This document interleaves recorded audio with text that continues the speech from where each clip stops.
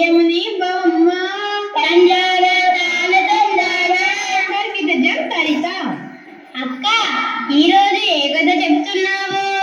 ఏదో కాదురా, మహారాజు కథ, కౌరవుల కథ, మరకీల కథ, రామ కథ, లవకుశుల కథ, సీతమ్మ కష్టాలు. ఎందుకక్క, ఈ కథలన్నీ పాత కథలు అయిపోయినాయి కదా, కొత్త కథ చెప్పరాదా? ఏందిరా, పాత అంటే రొదగా ఉందా? అయితే పాత గ్లాసులు, బిందెలు, వెండి పళ్ళాలు, బంగారు గొలుసులు అన్నీ తీసి బయటకు పారేస్తావా? ప్రతివాడికి ఏదో ఫేషన్ అయిపోయిందా? పాత లేదే కొత్త ఎక్కడిదిరా తిక్క సన్నాసి.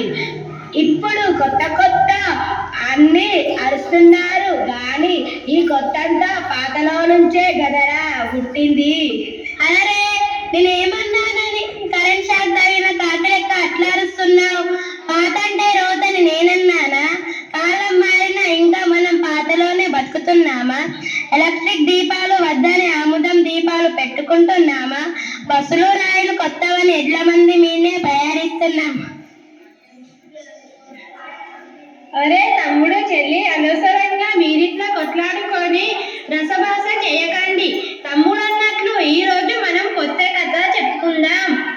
మంచి పని అయింది, చాలే హెచ్చులు. ఈ రోజు మనం చెప్పుకోబోయే కథ సీత ఇష్టాలు. పేద ఇంటిలో పుట్టి పెరిగిన పైడి బొమ్మ కదరా తండారా తాన తండారా. చదువు సంధ్యలో పేరు పొందిన చక్కనమ్మ కదరా తండారా తాన తండారా. ఓటమి నిర్గక పోరాడే ఒక వీరబాల కదరా తండారా తాన తండారా. 10 మందికి ప్రేరణనిచ్చే వర్తమాన కదరా తండారా తాన తండారా. సరిత, ఇంతకు ఎవరా పైడి బొమ్మ? ఏమ కథ? అయ్యలారా, అవ్వలారా, స్త్రీలు విలాసిల్లిన భరత భూమిలో రాజనాల పండే రత్నాల నేల తెలుగు నేల. ఆ తెలుగు నాటి రామాపురం అనేది ఒక పల్లెటూరు. ఆ పల్లెలో శివయ్య, గౌరమ్మ అనే పేద దంపతులు ఉన్నారు. ఆ దంపతులకు కలిగిన తొలి సంతానమే సీత. సీతకు బడికి పంపాలనుకుంటాంగానే వాళ్ళకు మరో పిల్లవాడు పుట్టాడు. సంతానాన్ని ఇక్కడితో ఆపేద్దామా వద్దా అని వాళ్ళు పతన పడంగానే మరో కూతురు పుట్టింది. ఆలస్యం అమృతం విషం అంటే ఇదేనేమో. నువ్వు నోరు మూస్తావా బియ్యవా? నోరు మూసుకునే కాలం పోయిందక్క. ప్రశ్నించేవాడే ఉత్తముడు, మాట్లాడేవాడే మంచోడు. తర్వాత కథ వినండి. ఊట గడవని కళ్ళు గంటలకు పాట ఎక్కువ. పంటలు పండగ పొట్ట నిండక కష్టం ఎక్కువ. కుటుంబ భారం కుంగదీయక తల్లడిల్లినారు. భార్య భర్త కూలి నాలితో బతుకునిచ్చినారు. సరిత, ఇంతకు సీత బడికి పోయిందా లేదా? లేదు చెల్లెల్లా.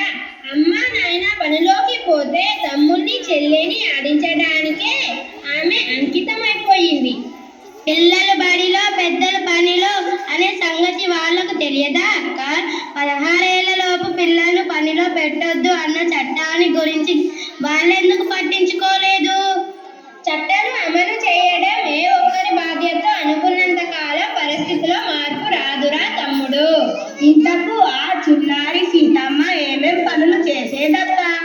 ఇంటి పనులన్నీ చేసేరా సై, వంట పని కొంత నేర్చేరా సై, బీడులెన్నో తాను చుట్టేరా సై, అత్తి చెల్లకు పోయేరా సై, కోవత్తుల బక్కాయే సై. సరిత, తర్వాత ఏం జరిగిందక్క? ఇంకేం జరుగుతుంది? 4 రాళ్ళు సంపాదించిన తర్వాత ఆ రాళ్లతోనే ఆ పిల్లనెత్తిన నీళ్లు పోసి పెళ్లి చేసి ఉంటారు. నిజంగా అదే జరిగితే మన కథకు అర్థం లేదురా తమ్ముడు. ఆ ఊరికి శ్రావణి అనే కొత్త టీచర్ వచ్చింది. నీ పిచ్చిదాన్ని టీచర్లు చదువు చెప్తారా కానీ ఇవన్నీ పట్టించుకుంటారా? ఒకవేళ పట్టించుకోలే చెప్పినా వినేవాళ్ళు ఉంటారా? విన్న మార్పు సాధ్యమవుతుందా? తప్పకుండా సాధ్యమవుతుంది. మా బల్లో టీచర్లు రోజు పాటలతో పాటు మంచి మంచి కథలు, సూక్తులు చెప్తారు, ఆటలాడిస్తారు, పాటలు పాడిస్తారు. బడి పిల్లల్ని తమ సొంత బిడ్డల్లాగా పట్టించుకుంటారు. అవును తమ్ముడు, శ్రావణి కూడా అటువంటి టీచరే. ఆమె ఆ ఊరికి రాగానే ముందుగా చేసిన పని బడి ఈడున పిల్లలు ఎవరెవరు బడికి వస్తారో రారో తెలుసుకోవడం. అట్లా తెలుసుకొని ఒక్కొక్క ఇంటికి వెళ్తూ శివయ్య వాళ్ళింటికి కూడా వెళ్ళింది. అయితే అది గమనించిన గౌరమ్మ సీతను ఇంట్లో దాచిపెట్టి మా ఇంట్లో అటువంటి వాళ్ళు ఎవరు లేరని చెప్పిందా? నువ్వు అతిగా ఊహించకు, అక్క చెప్పిందే విను. రాజు ఊహించింది నిజమే. గౌరమ్మ సీతను దాచిపెట్టింది. అయ్యో, అప్పుడేమైంది? శ్రావణి టీచర్ వచ్చిన పని చెప్పకుండా శివయ్య దంపతులకు కొన్ని మంచి మాటలు చెప్పింది. ఏమని? ఓ భారతీయుడా, ఓ భాగమనుడా, వినవయ్యా వీనుల వీధుగా, తెలుసుకోవయ్యా చరితను ముందుగా. ఎన్నో జన్మల పుణ్య ఫలితం మానవ జన్మము, అది మానవ జన్మము. అందులోనూ ఆడపిల్లగా పుట్టడం శ్రేష్టము, ఆడు పుట్టడం శ్రేష్టము. సహనము, స్నేహము, ప్రేమ భావము ఆమె గొప్పతనము, అది ఆమె గొప్పతనము. ఆ గొప్పను కలిగిన ఆడపిల్లని చక్కగా పెంచాలి, బహు చక్కగా పెంచాలి. అప్పుడే ఇల్లు, ఊరు, దేశం అభ్యున్నతి పొందు. అవును, అభ్యున్నతి పొందు. అతి బాలకులు నచ్చపెట్టుట అన్యాయం గును, అంటే అన్యాయం గును. ఓ భారతీయుడా, ఓ బాలమనుడా, వినవయ్యా వీనుల వీధుగా, తెలుసుకోవయ్యా చరితను ముందుగా. అక్కక్క, ఆ తర్వాత ఏమైందో నేను చెప్తా. ఆ మాటలన్నీ లోపల నుంచి వింటున్న సీత బయటికి వచ్చి తాను చదువుకుంటానని చెప్పింది. అవును చెల్లెమ్మ, అంతేకాదు టీచర్ మాటలతో ప్రభావితులైన శివయ్య దంపతులు బిడ్డలు చదివించడమే మంచిదన్న సంగతి అర్థం చేసుకున్నారు. సీతను టీచర్ వెంటే పంపించారు. అంతేలేండి, అందరూ మా చిన్నక్కలా ఉంటారా? అంటే నువ్వు రాజు కంటే గొప్పదానివక్క. ఆ కథ గాని నీ సంగతి చెప్తా. సరే, మీరు తర్వాత కొట్టుకోవచ్చు, ముందు కథ వినండి. సీత ఎట్లా చదువుకున్నదయ్యా అంటే, అక్షరమాల నేర్చేరా సై, తెలుగును చక్కగా చదివేరా సై, ఎక్కలన్నీ నేర్చేరా సై, లెక్కలు చక్కగా చేసేరా సై, పరిసరాలు విజ్ఞానము సై, చక్కగా గ్రహించేరా సై, ఏది చదివినా ఏది రాసినా ఎదురు లేదు తనకు. తండారా తాళ తండారా, అందరిలోనూ అన్నిటికన్నా ముందు నిలుచుతుంది. తండారా తాళ తండారా, తనకి నిజం తరిత.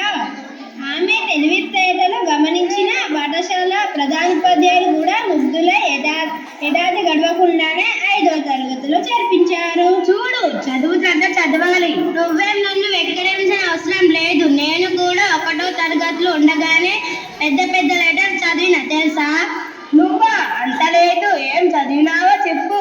లెటర్స్, పెద్ద లెటర్స్. అదే ఏంటో 1, 2 చెప్పు. 1, 2 కాదు, 26 చదివిన. చెప్పలేనా? చెప్పమంటావా? అయితే విను. ABCD. ఆ లెటర్ తెచ్చినట్లే ఉంది. నువ్వు తర్వాత కథ చెప్పక్క. ఆ తర్వాత సీతకు ఎదురు లేకుండా పోయింది. 7వ తరగతి కూడా పూర్తి చేసింది.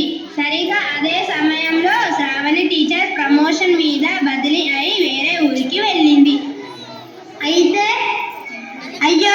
అయితే సీత చదువు అయిపోయిందా అక్క? లేదులే రాజు, శ్రావణి టీచర్ సీత మనసులో చదువు బీజాలు బలంగా నాటింది. టీచర్ బదిలీ అయినా ఉన్న వాళ్ళపై చదువులకు అవకాశం లేకపోయినా పట్నం పోయి స్కూల్ చదువు, కాలేజీలు, ఇంటర్ పూర్తి చేసి డిగ్రీలో చేరింది. ఎందుకక్క ఇంజనీర్లో సీటు దొరకలేదా? ఏదో చదువుకొని డబ్బులు సంపాదించి తను మాత్రం హాయిగా ఉండాలనుకోలేదు. సీత తను బాగా చదువుకొని తనలాంటి పిల్లలను బాగుపరచాలని, కలెక్టర్గానో నాయకురాలుగానో ఈ సమాజానికి సేవ చేయాలని గట్టిగా నిర్ణయించుకుంది. డిగ్రీ చదివి పోటీ పరీక్షల్లో విజయం సాధించి మండల అభివృద్ధి అధికారిగా ఎంపికైంది. ఓహో, చాలా బాగుంది. తర్వాత ఏమైందో చెప్పక్క. తర్వాత ఏముందిరా తమ్ముడు, పిల్లలు చదువు కోసం, స్త్రీలకు మేలు చేసేందుకోసం నిరంతరం కృషి చేస్తుంది మన సీతక్క. అవునా అక్క? సీత ఇష్టాలన్నావు కదా, అవేవో చెప్పవా? మరి నా ఇష్టాలు అవా? అవి మన కథ అయిన తర్వాత తీరుబడిగా చెప్పుతుందవా గాని ముందు సీత ఇష్టాలు విను. సరే సరే, నువ్వంటున్నావు కదా, వింటావు కదా, ఇప్పుడు నువ్వు ముందు అక్క చెప్పేవి విను. ఆడపిల్లను చిన్న చూపుతో చూడరాదు బాయ్, అరే చూడరాదు బాయ్. అన్నిటిలోనూ అవకాశాలు కల్పించాలోయ్, కల్పించాలోయ్. చదువులనైనా పదవులనైనా సమానమేనోయ్, వాళ్ళు సమానమేనోయ్. వాళ్ళని ప్రతిభం నీవు గౌరవించబోయి, తప్పక గౌరవించాలోయ్. చెప్తారిక చాలా మంచి కథ చెప్పావక్క. ఈ కథ వింటే నిజంగా ఎల్లోనైనా మార్పు వస్తుంది. ఇటువంటి సీతక్కలు ఒక్కొక్కరున్నా ఈ దేశం తొందరగా బాగుపడుతుంది. ప్రతి ఒక్కరూ మన సీతక్కను ఆదర్శంగా తీసుకొని తనను తమ దేశాన్ని బాగుపరచాలని కోరుకుంటూ కథ ముగించుదాం.